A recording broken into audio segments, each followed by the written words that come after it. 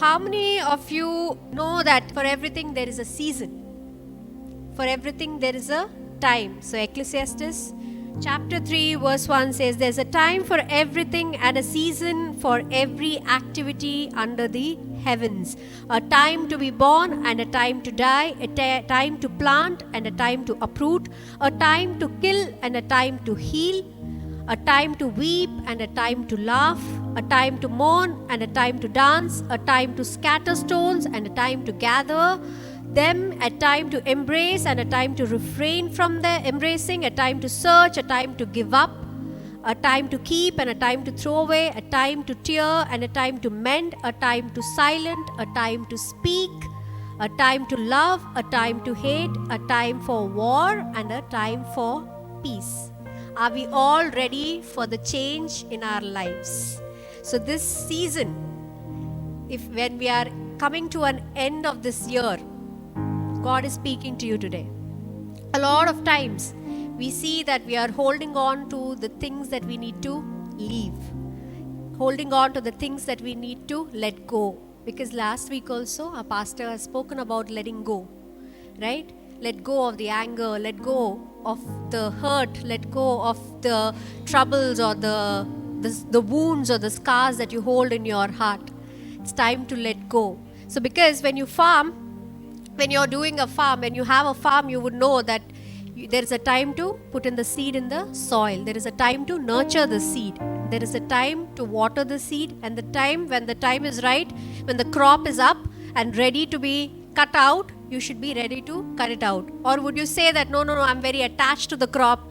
I nurtured it. I want it to be alive. I want it to be there. So I don't want to cut the crop. Would you stop there?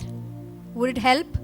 No, right? A lot of times we resist change. A lot of times because of the fear of the new, we resist change. We resist thinking that something, something unknown is going to come into our lives. We get very comfortable with the unfavorable things in our lives. When you are sitting in a place where it smells, after some time your nose gets accustomed to those smells.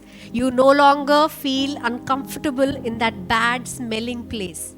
A lot of times we are in that situations.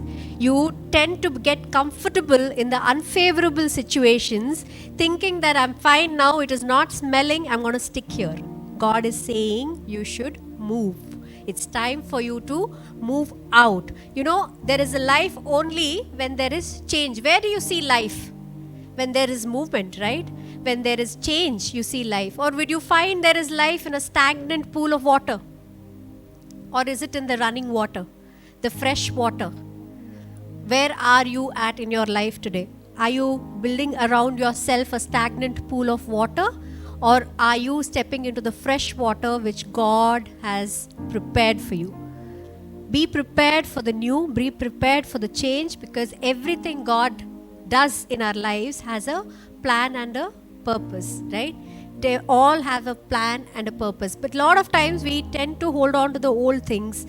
We tend to get stuck with people or locations or jobs or anything that matter which asks us to move on, but we still stay in that own place. For example, we had a pet dog.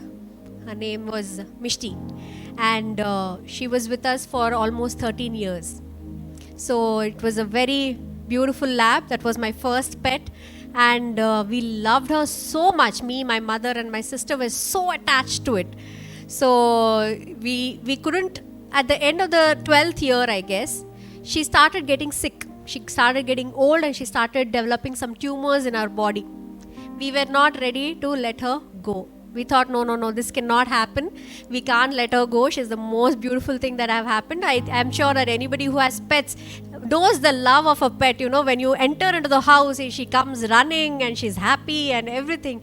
Whenever I used to be sick, I used to make her lay beside me. I used to keep petting her, and she used to start licking me, and I used to feel a lot better, because that's what pets give, right? Lots of love. So we are not ready to lose them. At the end of 12th year, she started developing some tumors and we were not ready. But then still, we hardened our hearts and said that, okay, if God's willing, let her go. But still we were praying that, please God, let her stay with us for few more years. We are holding her. And we found a doctor who operated on her. And luckily, she survived. Because a few other doctors said that she'll not be able to take it because she's very old and she's not able to walk. But she survived. But that was not her time to live. She was not able to walk.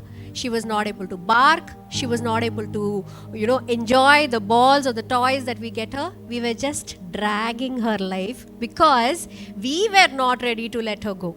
Every month we used to look at her and she used to look at us thinking that, please let me go. Please, I'm not able to do this.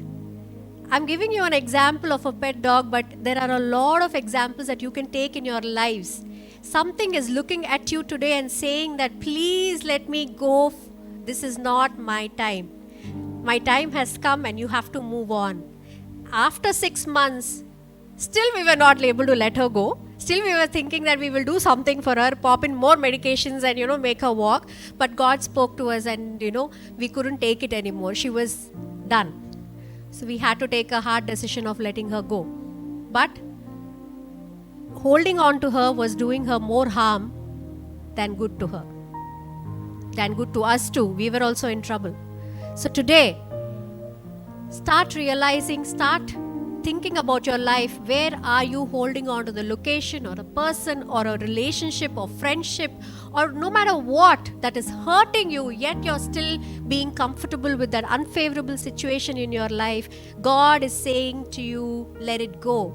Let it go. Because in Jeremiah 29:11 says, for I know the plans I have for you, declares the Lord, plans to prosper you and not to harm you, plans to give you hope and a future. When you let go, you will have a future. Remember this. If God is telling you to let go, let it go. If God is asking you to welcome something new, welcome it into your lives. If God is asking you to wait upon the Lord. Be patient, because for everything there is a time and a season. So as we come to the end of the year, I hope that you will be welcoming new things into your life, letting go of old things in your life, and bring a fresh anointing of God into your life.